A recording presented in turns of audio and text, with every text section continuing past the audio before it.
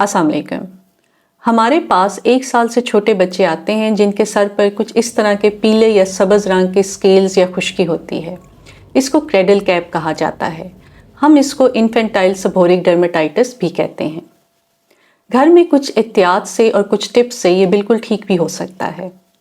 आज हम बात करेंगे कि क्रेडल कैप क्या है, आप घर में कौन सी ऐसी एहतियाती तदाबीर अपना सकती हैं, कौन से ऐसे टिप्स हैं जिनसे ये बिल्कुल ठीक हो जाता है, कौन से काम आपने नहीं करने और आपने अपने डॉक्टर को कब चेक करवाना है। क्रेडल कैप क्या है? इसको इन्फेंटाइल सेबोरिक डर्मेटाइटिस भी कहा जाता है।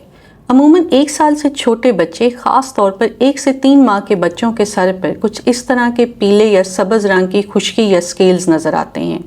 ये ना सिर्फ सर पे बल्कि जिस्म के बाकी हिस्सों पर भी हो सकते हैं, जैसे कि नेपी एरिया पर, चेहरे पर, कानों के पीछे, आर्म पिट्स यानी बगलों में भी हो सकते हैं। क्रेडल कैप की बहुत सी वजूहात हैं। इसमें बच्चे के सर में ऑयल प्रोड्यूस करने वाले गदूद ज़्यादा ऑयल प्रोड्यूस करते हैं। इसके अलावा फंगल इन्फेक्शंस का भी जिक्र मिलता है, हार्मोन्स का भी जिक्र मिलता है। वजह जो भी हो, इससे आपके बच्चे को कोई तकलीफ या दर्द महसूस नहीं होती।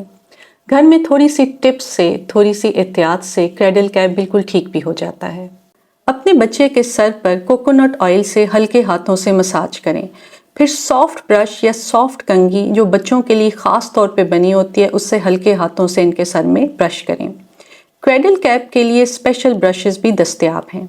इसके अलावा आप बच्चे का सर वॉश करने से तकरीबन आधे से 1 घंटा पहले उसके सर पर वैसलीन या पेट्रोलियम जेली लगाएं ताकि ये खुरदरे स्केल्स नरम हो जाएं। फिर किसी अच्छे बेबी शैम्पू से नीम गर्म पानी से उसका सर धोएं और सर धोते हुए भी सॉफ्ट ब्रश का इस्तेमाल करें ताकि ये स्केल्स उतर जाएं। सॉफ्ट कॉटन के कपड़े का भी इस्तेमाल कर सकते हैं। बच्चे के सर में अगर स्केल ज़्यादा हैं तो दिन में 1 दफ़ा लाजमी शैम्पू करें। जब वो बेहतर होने लगे तो फिर 2 से 3 दिन बाद अपने बच्चे के सर में शैम्पू करें। बदलते हुए मौसम के साथ अगर एसी का इस्तेमाल ज़्यादा है तो कमरे में ह्यूमिडिफायर का भी इस्तेमाल करें। ऐसे काम जो आपने बिल्कुल नहीं करने। आपने अपने बच्चे के सर की खुश्की या स्केल्स को अपने हाथों से या नाखूनों से बिल्कुल अलहदा करने की कोशिश नहीं करनी, ना उनको खुरचना है। अगर आप ऐसा करेंगे तो फिर इन्फेक्शन हो जाएगी। आपने अपने बच्चे के सर पर किसी भी किस्म का सख्त ब्रश इस्तेमाल नहीं करना। ऐसे शैम्पूज जो बड़ों के लिए बने हैं वो आपने इस्तेमाल नहीं करने, आपने बेबी शैम्पू का इस्तेमाल करना है। इन तमाम एहतियाती तदाबीर के बावजूद अगर आपको लग रहा है कि आपके बच्चे की खुश्की बढ़ती जा रही है और जिस्म के बाकी हिस्सों पर भी नज़र आ रही है, या इर्द गिर्द की जिल्द सुर्ख हो रही है, स्वेलिंग हो रही है, खून नज़र आ रहा है या कहीं से पस या पानी निकलता हुआ नज़र आ रहा है, तो अपने डॉक्टर से लाजमी मशवरा करें।